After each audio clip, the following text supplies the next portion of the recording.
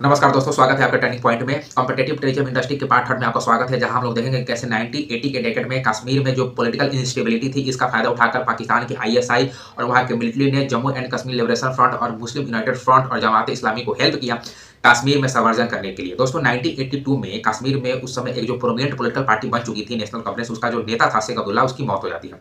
उसके मौत के बाद जो उसका बेटा होता है फारूक अब्दुल्ला नेशनल कॉन्फ्रेंस को लीड करता है। 1983 में कश्मीर घाटी में इलेक्शन था और कांग्रेस की तरफ से इंदिरा गांधी एक प्रोमिनेंट लीडर थी, उस समय कांग्रेस पार्टी की थी और वो हाई वोल्टेज कैंपेन कश्मीर घाटी में नेशनल कॉन्फ्रेंस फारूक अब्दुल्ला के खिलाफ करती है। लेकिन उनके कैंपेन के बावजूद 1983 में जो कश्मीर में जो इलेक्शन था, उसको नेशनल कॉन्फ्रेंस काफी ज्यादा बहुमत से चुनाव जीत जाती है।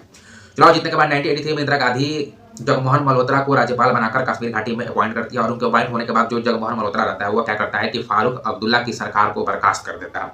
बर्खास्त करने के बाद पूरे कश्मीर घाटी में होता क्या है कि एक कायोस की स्थिति पैदा हो जाती है, इनस्टेबिलिटी की स्थिति पैदा हो जाती है।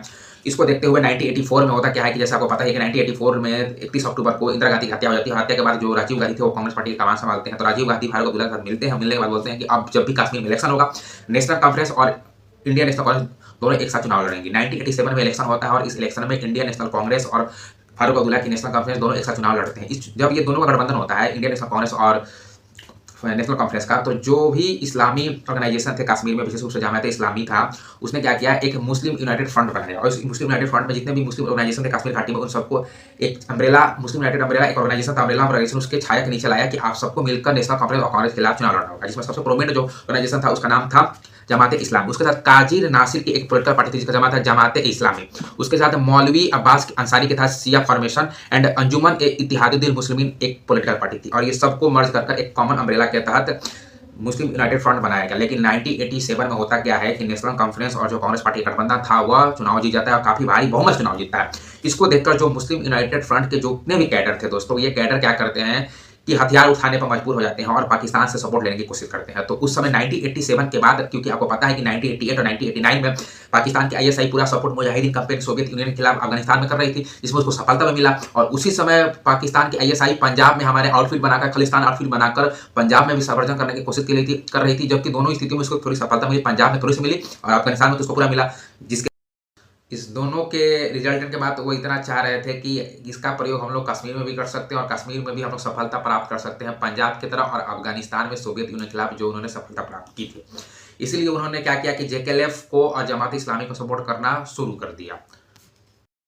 इसी बीच जो अब्दुल हामिद शेख था, जो जेकेएलएफ का Jammu and Kashmir liberation front का एक लीडर था, वह पाकिस्तान जाता है और 1988 में फिर वापस श्रीनगर आता है।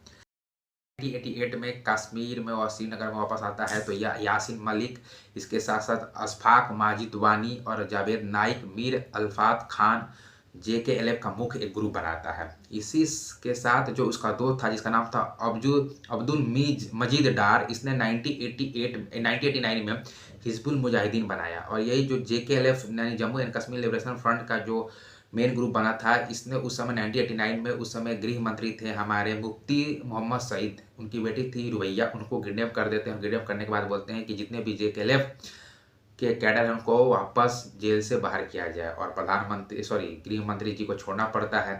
और गृह मंत्री के छोड़ने के बाद जो कश्मीर में आतंकवादी थे, इनकी जो मतलब कॉन्फिडेंस होता है काफ़ी ज़्यादा हाई हो जाता है। तो दोस्तों ये था सबवर्जन ऑफ पाकिस्तान की जो आईएसआई है, वहाँ की मिलिट्री है, कैसे ने भारत में पॉलिटिकल कैस का फायदा उठाकर, इनस्टेबिलिटी का फायदा उठाकर सबवर्जन करने की कोशिश की और स्थिति इतनी खराब हो गई कि उस समय भारतीय आर्मी को बुलाना पड़ा।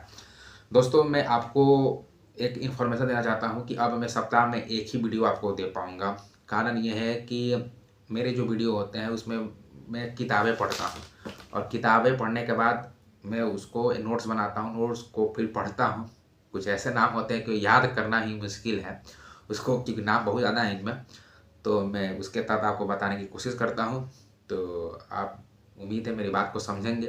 मैं एक सप्ताह में 2-4 वीडियो नहीं बना सकता और सब भी वर्क हैं, काम है, उसको करना पड़ता है। तो ये